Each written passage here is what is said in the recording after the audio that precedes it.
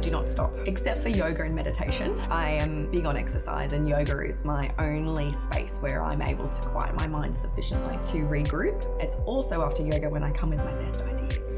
There's a big joke in my office that every time Amanda goes on a holiday, she comes back with a new business. And they're all terrified? Yes. I only just recently came back from a holiday and everyone was sitting on the edge of their chairs. What has she done now? I'll buy domain names while I'm on holidays and it pings back to accounts. Bing, bing, bing. And she's like, no. I like to have my fingers in many pies. I like to be thinking. I like to be problem solving. Yes. Maybe that's why I'm a lawyer. New adventures are exciting. Collaborating with other people is exciting. Yeah, come to me with ideas, I say, and let's do it together. Welcome to Getting to the Heart of Business, brought to you by The Online Co, where we believe the best way to help small and medium business grow is by putting people first. I'm James Parnwell, and our guest this week is the unstoppable Amanda Little. She's a lawyer with degrees in both law and advertising who heads up a thriving law firm in Western Sydney called Amanda Little and Associates. Amanda's won awards for her work, and as you just heard, she's a highly creative thinker who never stops generating new ideas. Jess Caluso is my co-host. G'day, Jess. Hey, James. Tell me, Jess, do you like gelato? I love gelato. Why are you asking me this? Yeah. What's your favourite flavour? Oh, I'm a bit of a mango sort of. I like the fruits, the tropical fruits. Okay, so when you get up to the front of the shop and there's all those choices, what's the selection process? Oh, it starts most likely with colour. Right? So, you like bright colours? Yeah, bright colours. Okay. Sort of, I go, oh, that's looking fresh and vibrant. And then what sort of mood am I in today? Is it a mango mood or a strawberry mood? We were at a gelato place with my sister and her husband and her 5 children. And they all got up to the front and then there's all these choices. And they're all under 10, I think. One of them said, oh, can I have a taste of that one? And so we started doing tasters.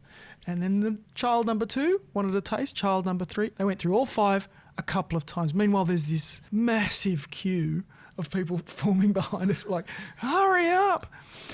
I think a creative business person can get paralysed by too many choices. If you've got a lot of ideas, you can end up getting paralysed.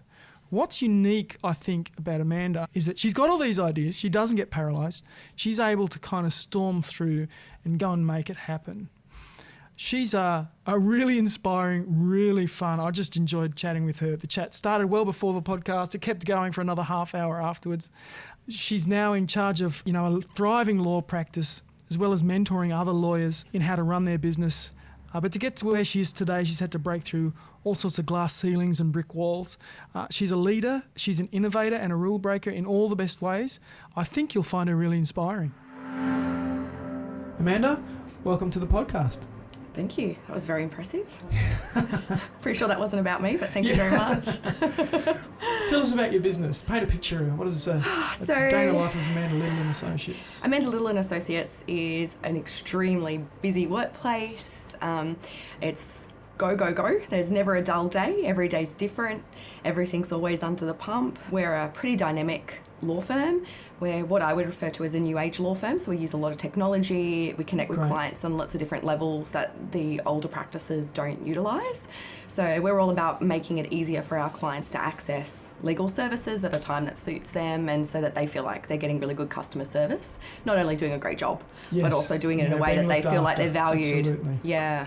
So you've come a long way in 8 years. You weren't always as refined and doing as well as you are now? No, so 8 years ago, I had my little pocket of savings and I opened a business and I sat in a chair and waited for the phone to ring.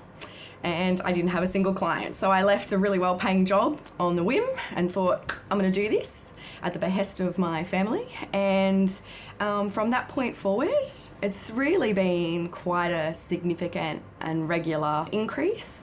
I've always known that if you deliver good products and you're good at your job, that people will tell people and they'll come back. And we have a saying, I'd rather 100 happy clients than one.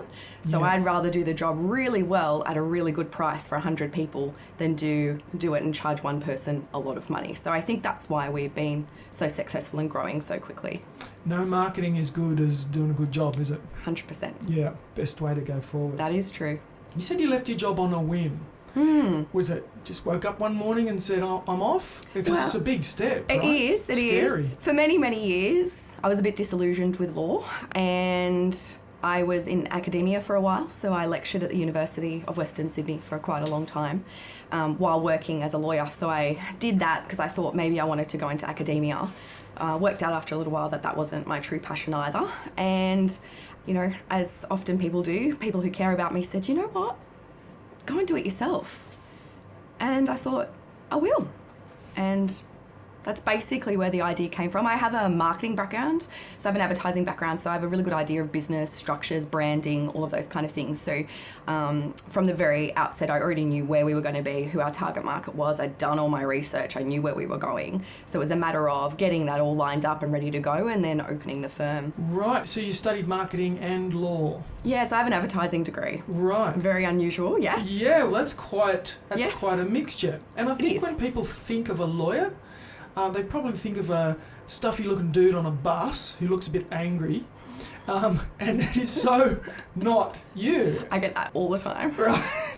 All the time. From a pure marketing perspective, you have a USP, straight up. Well, look, one thing I saw was there was a huge hole in the market here where we are in Western Sydney. Specialist family law firms exist in Parramatta and they exist in the city, but in Western Sydney, it's all generalist firms. And I saw this and I thought, there is a sweet spot to hit here that no one's quite hitting.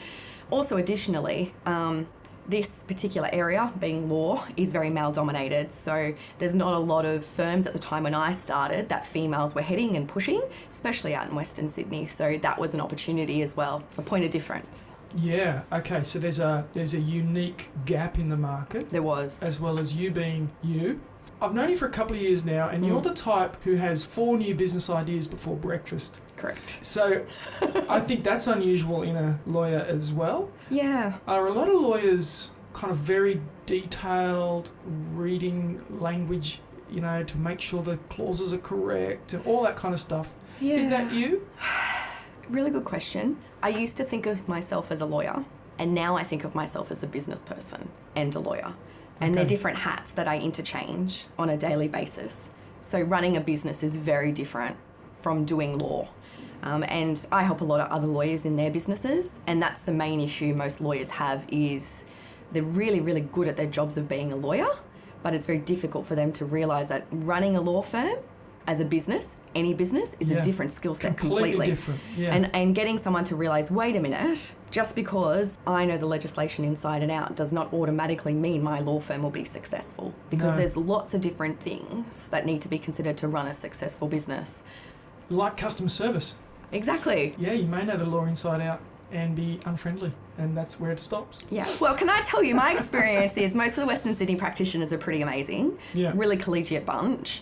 And I've had really good experiences with nearly everybody. Yeah, great. So I have like a mentoring business where I help people grow their businesses or get them off the ground, specifically law firms. And the main issue that I work with people when it comes to mentoring is the actual business aspects. It's not about the product that they deliver. It's more about pitching their product, Okay. working out their human resources, Right. looking at their business structure, business plans, or marketing plans, all of those kind of things. Right, so there's several hats, and you mentioned a Yes, number of them. yeah. HR, marketing, financial management. Who doesn't hate HR? Let's be honest. We have a consultant we consult with to help us with that. Yeah, it's, Yes. yeah, there's all those challenges. Strategy, vision, and then there's the actual job. Yeah, Correct. Exactly. there's one hat of maybe 8. You mentioned that people in your world were telling you to pursue your passion. That's really wonderful advice, and I wonder if, well, firstly, it's hard to sometimes pinpoint that passion when you're young.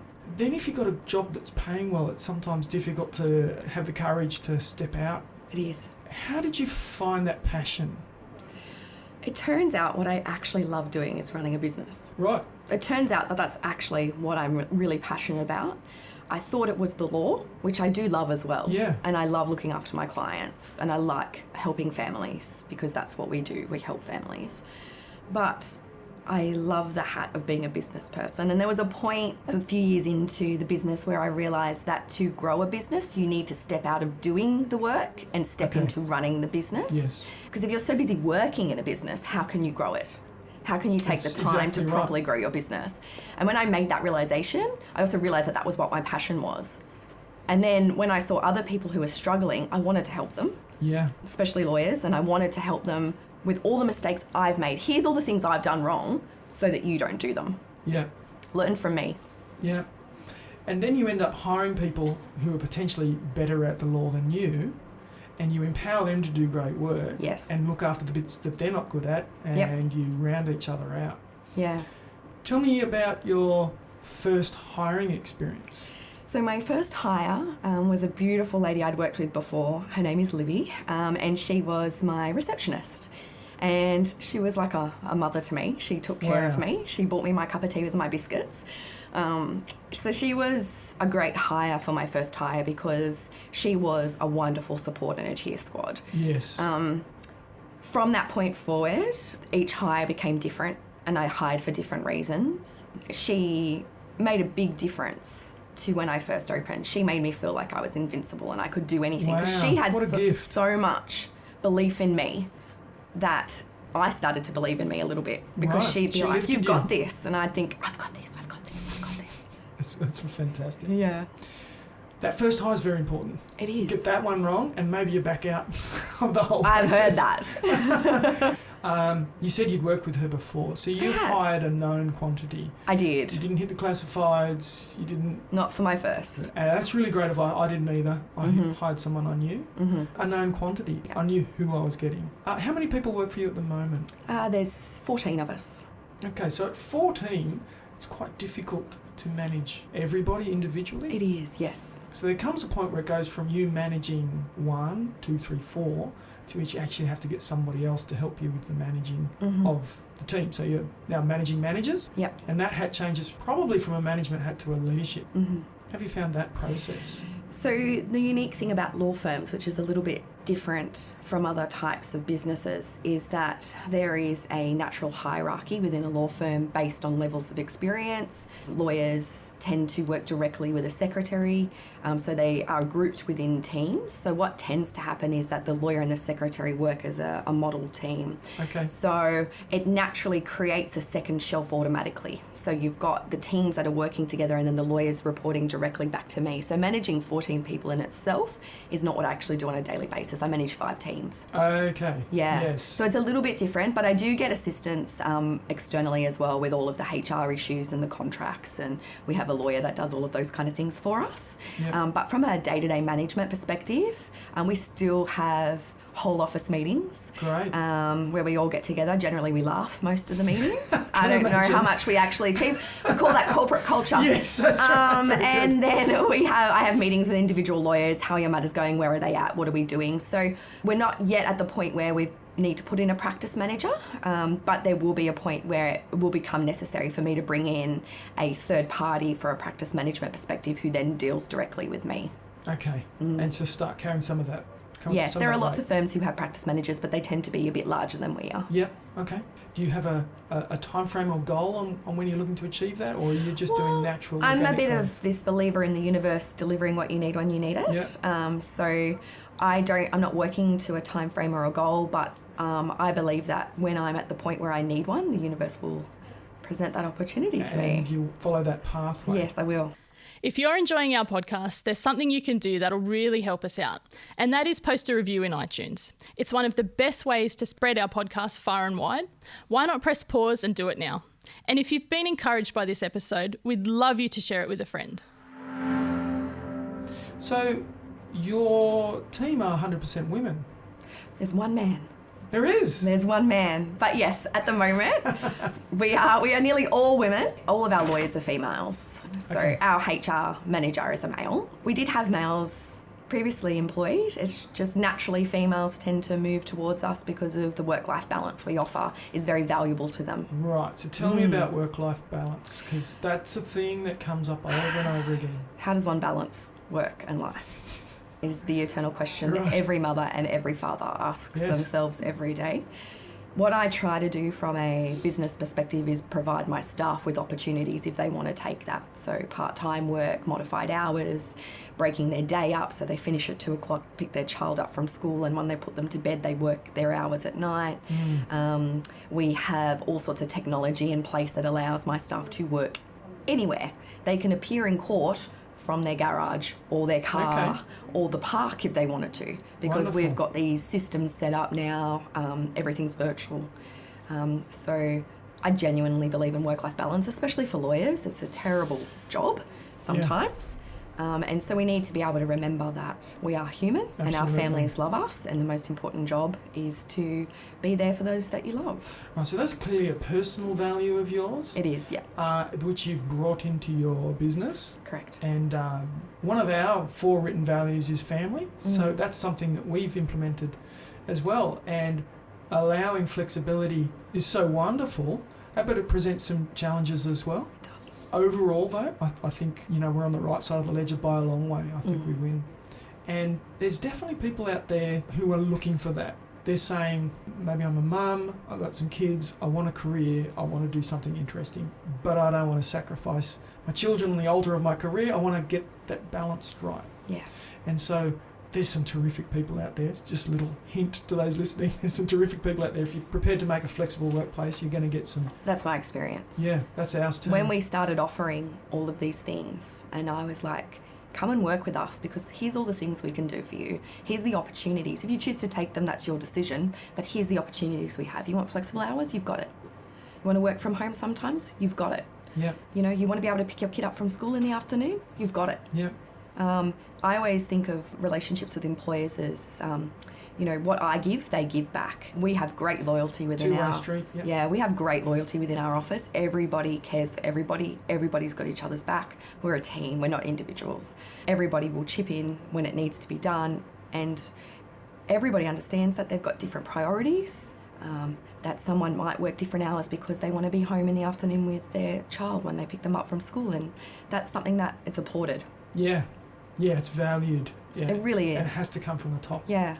Have you ever had an experience where there's someone in the team who's not quite pulling their weight, or maybe a bit more interested in themselves than the team? Not really. There's always difference in personalities. Yep. And if there were any issues, I would address that with that person. Because if you have one person that doesn't follow those values, that can put the whole team out. So I do watch that carefully to make sure that no one person is creating any problems within the pretty great corporate environment that we have. But personally, I haven't experienced anything significant. Yeah, wonderful. Just lucky, perhaps. Yeah. Well, I think what you've done, though, is defined a culture and then attracted people that fit, and then, surprise, surprise, it works. What's interesting is when we do ads and we advertise on Seek for a job, if you ever read one of our advertisements, it's not a law firm advertisement. Right. There is a lot of jokes in it. It's very jovial. It says in there, one of the requirements of having a job with us is you must have a great sense of humour. It's all about why we're amazing for you, not why you should apply for us. So here's all the wonderful things about us. And if this sounds like what you want to be part of... So you're going to attract the right people, but you're going to push away the wrong people too. Well, because there's a lot of people who would read that and think, oh, that's not for me. No, the corporate animals who are looking to put something on their resume and not for them. No, thank you. So you're a thriving business now, but I'm sure there's been some growing pains. When you start out, you think you got it all covered, and don't you? And then you realise how hard it is. Tell me about some of the challenges getting off the ground. So I have a very good friend who is a very successful business owner, and she gave me some amazing advice when I first started. And she told me, you think the first 12 months is hard. The second year is the year that will break you. Okay. Because I was at the point where I was like, this is not too bad. And that's when she told me year 2 is the hardest year, and I have to agree with her. It's when the bazzers kick in and you start earning income and you pay things in advance and you've got all of the follow through, and you might not have created as much cash flow as you need to do that because you're growing so rapidly and there's not a backlog created from the previous work you've done and things like that. So getting it off the ground, because I'm a super passionate person, which you know from dealing with me, to me that's exciting. That was awesome. getting in there, giving it a go, throwing my hat at it, having a grand opening party. Yes. You know, putting on a show, right up my alley. Perfect. So that part was great. But when it came to the transitioning part of business, so I have a theory, which is that businesses transition at certain points where you have to move from a type of business to a different type of business. That's the points in which you will stumble, because you've got to feel your way through those. And you had a friend who could look at those steps, those levels, and say, hey, Amanda, watch out for this. So she's the one that warned me about the tax. Okay. And I thank her for that daily, because I learnt some valuable lessons from her. She also told me lots of things about business, and she gave me some really good advice, which I still heed today, and I pass on to others, in fact. I say to people, here's some great advice I got. You use it too, because it was really good. Yeah, very helpful. It's so helpful to have someone that's gone before you. Why reinvent the wheel when someone else has done the suffering? Exactly. You might as well learn from that. Exactly. Some firms remain small, but you're quite large and still growing. What would you say is the key to that growth? I think it all depends on what the practitioner who runs the firm wants. I meet lots of people who just want to be themselves and a secretary. I meet people who want to grow rapidly and have a lot of hunger for success and drive. And I have other people who take a more holistic approach. I think it depends on what the practitioner wants from their business, or what any person wants from their business as to where it goes. For me, I think the growth in our success was the quality of what we were providing for the people in Western Sydney. At the time, when we broke into the market, I was the only one offering all of these niche options that weren't here previously, a female specialist. I was offering very specific and tailored advice. I was well known in the community, in my local community, because I'd worked here for a long time. Yeah. So that was also good, because I already had a presence. Okay. I'd been into the city and I'd come back. And people that I had helped 5 years earlier came and found me. And I still have people now, 15 years later, and I've done 3 divorces for them. Okay. And I say, why are you back again? Did you not learn from 1 and 2? But I have my thoughts is that lawyers are a bit like doctors. Once someone finds someone that they like, they stick with you. Work with yeah, and people trust us. Yes. They really do. So that relationship that you create. I'm proud of that, actually. Absolutely. Yeah. You said you're passionate about building a business. How much of that is just building relationships? A lot. With your staff, with your customers? I'm a people person. Yes. I thrive on engaging with people. I love one-on-one with people. I like to be part of people's lives. That is part of what makes being a business owner amazing. I help so many people, and it's not about the law, it's actually the fact that I make relationships with people. I see people at Bunnings that I've helped. Yes. I can't tell you how many times I've been walking down the aisle of Bunnings and a client smiled at me or waved at me and things like that. So lovely. I have lots of long-term relationships that have come from business that I value deeply. I genuinely believe the best way to grow as a business is by putting people first. You get that bit right, the rest can follow. I agree. Originally you wanted to be an artist. I did. What sort of artist? I'm a painter. Really? Botanical art, yes. Fantastic. Yes. Do you still paint? Not so much anymore. So I promised myself when my family is grown up that I will build myself an art studio and I will start painting again. But right now, I make sure any minute I'm not at work, I'm at home. Yes. For a passionate, driven, ambitious, entrepreneurial person like yourself, how do you relax, rest, recreate, stop? Do you ever stop? I do not stop. Okay. Except for yoga and meditation, Okay. which I do. I am big on exercise, and yoga is my only space where I'm able to quiet my mind sufficiently to regroup. It's also after yoga when I come with my best ideas. Right, so that's Yes. the thing. You like the word recreation comes from recreate, and there's the word create in there. There is. Yes. There's a big joke in my office that every time Amanda goes on a holiday, she comes back with a new business. And they're all terrified? Yes. I only just recently came back from a holiday and everyone was sitting on the edge of their chairs. What has she done now? And I said, actually, I've decided 2020 was enough. Yeah. I really love that. I'm the same. Yeah. Isn't that funny? I'll buy domain names while I'm on holidays and it pings back to accounts. Bing, bing, bing. And she's like, no. We're selling barbecues? What? So I'm the same. I'll get a business idea. Yes. I'll talk to April about it. Yes. Talk to my coach about it. Yes. And they're very good at lovingly and politely saying, it sounds like a lot of fun, but the main thing is the online co. It's doing really well. If you go and do this other thing, it might not do as well because you're going to take your eye off the ball onto the new fun, shiny toy. How do you balance as a itchy entrepreneur, for want of a better word, how do you scratch that itch without sort of burning down? How do you scratch that itch? That's what I'd like to know, because I could learn from you at this point. Right. The thing I've tried to do is I think I'm looking for adventure. I think I need to go on a new journey. And what I'm trying my best to do is to do adventures in my business instead of out of my business. The ideas still pop up. I had one a couple of days ago. I said to April, does this sound like a terrible idea? Which is me saying, we shouldn't do this. But anyway, I've got to get it out there. That's been my answer. I'm not sure that's a perfect cure.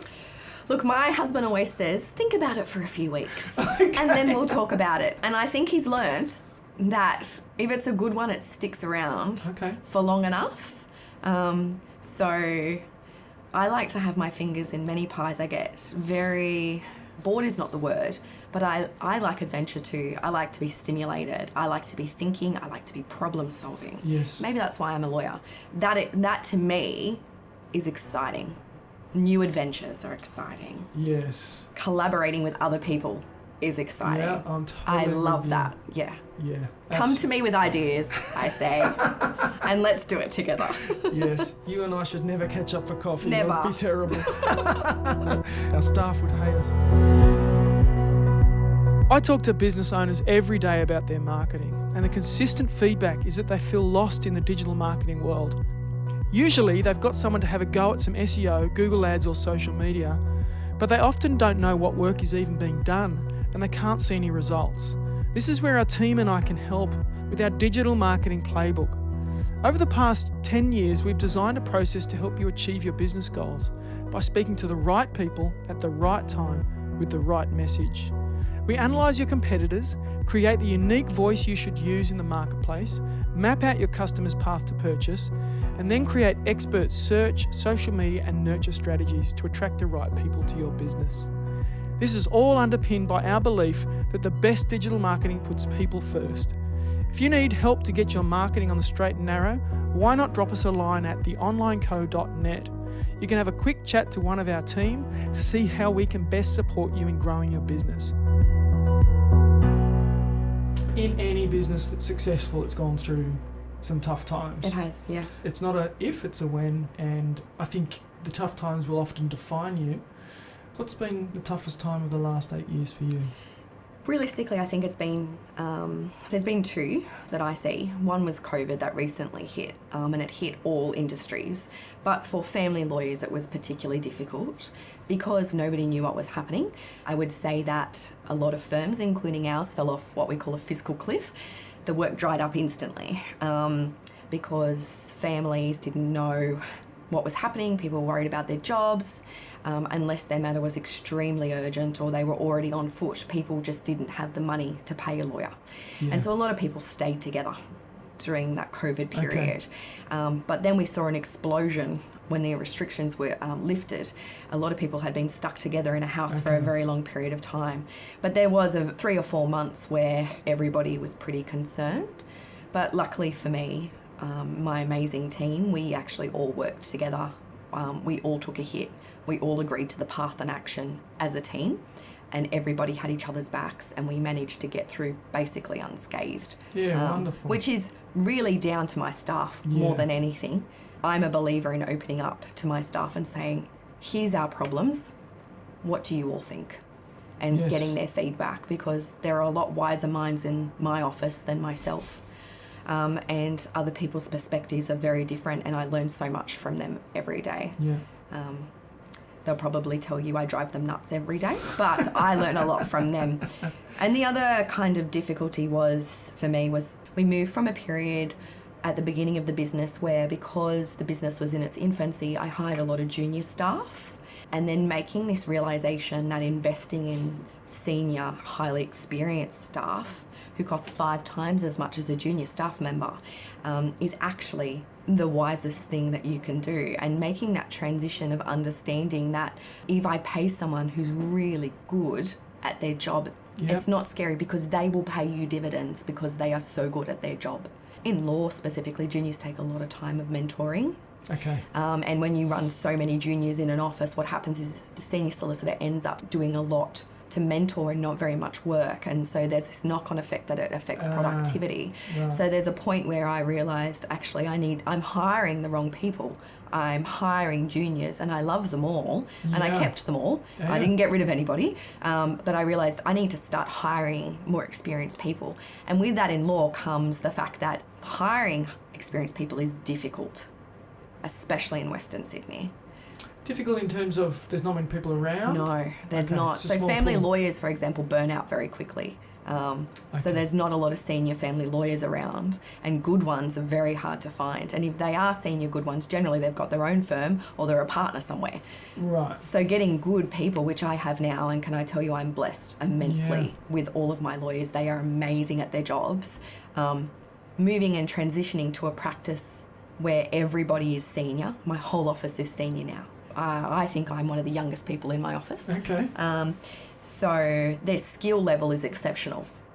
And from that has come massive growth. But it was a learning curve for me to understand that there was this transition I had to do. And I learnt it the hard way. Yes. When I was working 120 hours a week and I couldn't understand why.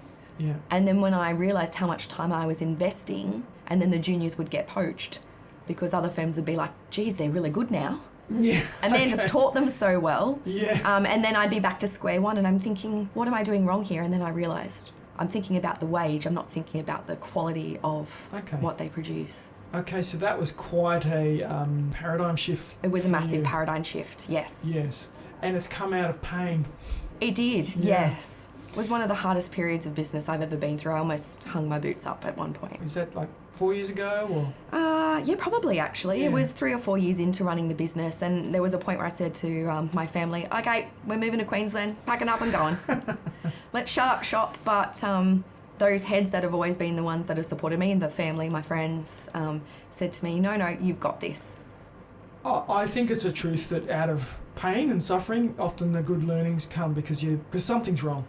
That's right. The pain's been caused by something wrong. Correct. And when you figure out what that is, yes, and you fix it, that's often the next step. It is. Huge growth following that, can I tell you? Yes. Business growth went exponential. All of my big wins have been on the back of some sort of heartache, horrible something. And I think it is an encouragement to people listening. If you're in one of those at the moment, try and focus on something good is coming. Something good's coming out of this. It is. Yeah. And I've learnt that now. So when something happens, when COVID hit, it was terribly stressful. But you know what we did? I said to my staff, we're going to pivot. We're going to change. This is an opportunity to do things differently. Yes. Law has been stuck doing the same thing every day, for the last 100 years. We still lawyer the same way we did 100 years ago. This is an opportunity for us to take time to work out how can we pivot and make our business more successful. What can we do here? Now that we have a lull and an opportunity to grow, let's take that by the, bull by the horns and go for it. Yes. I remember in lockdown, cooking food on a Saturday night going, we need to change, we need to pivot. And then the ideas came and the team brought them. Mm-hmm.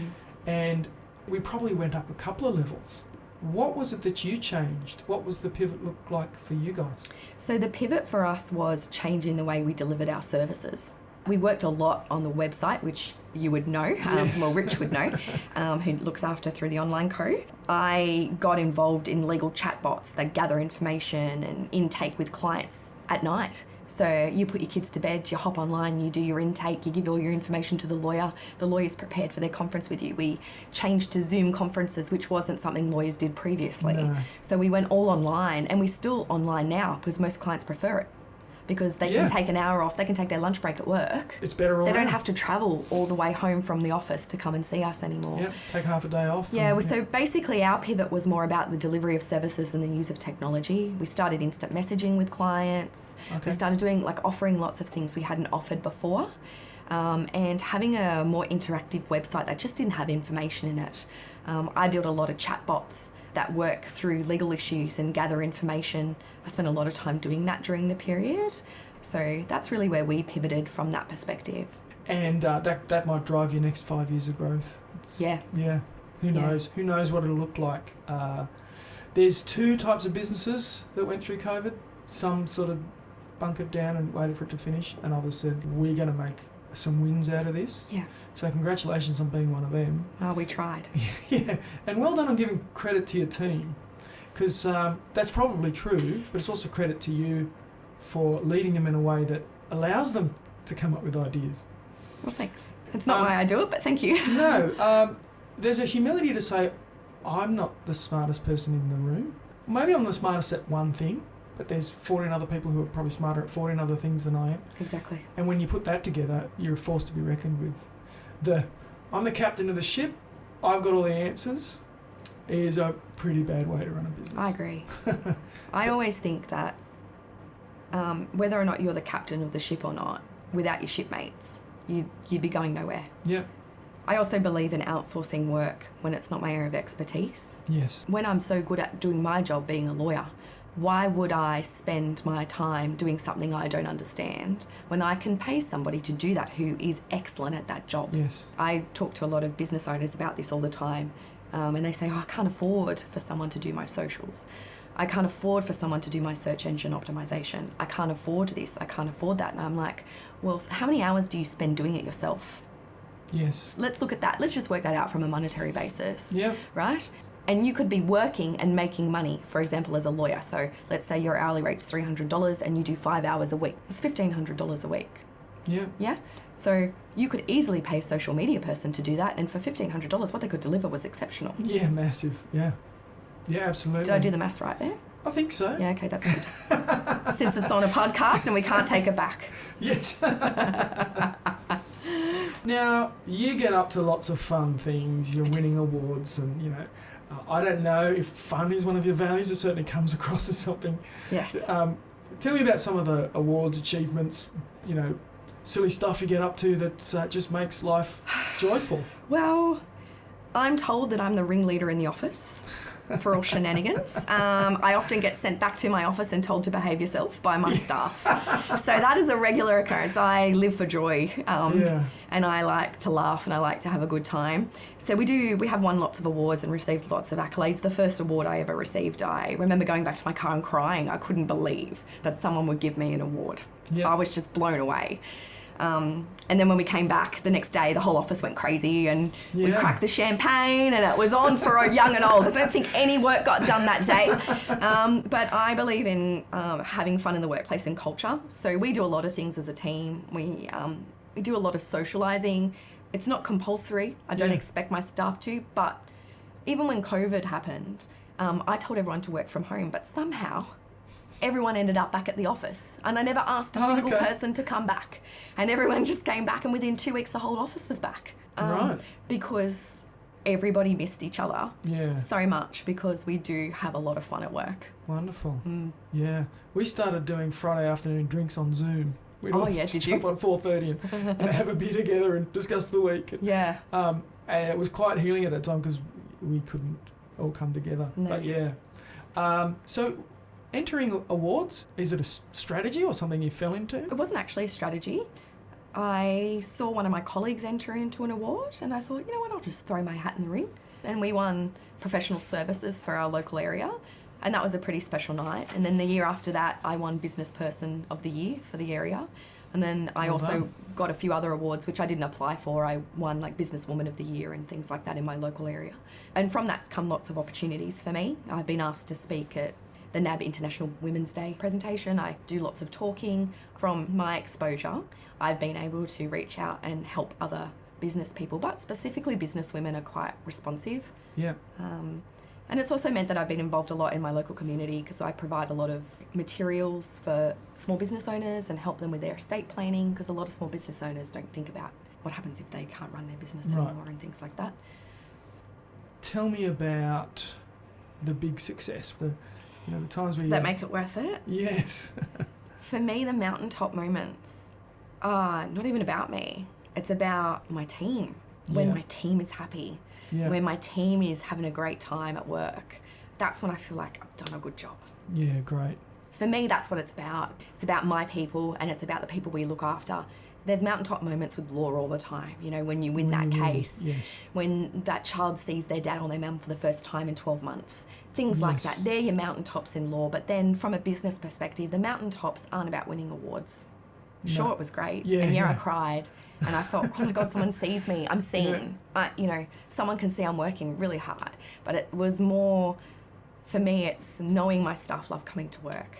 Yes. Having an afternoon where everyone just has a great time together.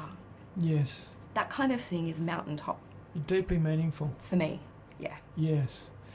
And possibly people will look at mountaintops as saying, I've got X dollars in the bank. Absolutely. Or, we've hired this many staff, or we've gone for this many years. But possibly there's a lot of things that we maybe classify lower, like what you're saying, the team's happy, the unity's high, maybe smaller but highly valuable and For me it is. Worth celebrating.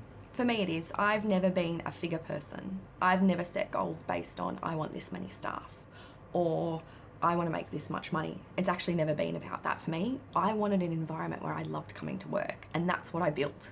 Yes. I built somewhere where every day I'm happy to be here. Yes. And what's more valuable than that? Yeah, that's a joyful life. That's what the aim is. Yeah, it's wonderful. Yeah. Well, thank you so much, Amanda. You have been open and hilarious and wise, and we just really appreciate your input. I hope people listening have learned a lot and been inspired.